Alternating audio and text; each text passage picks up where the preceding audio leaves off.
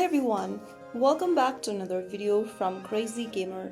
Today in this episode we will be learning how to download and install Delta Force on your Android device.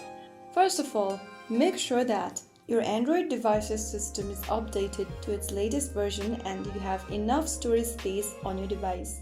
Also, you must have a stable internet connection, and once you do, open Google Play Store.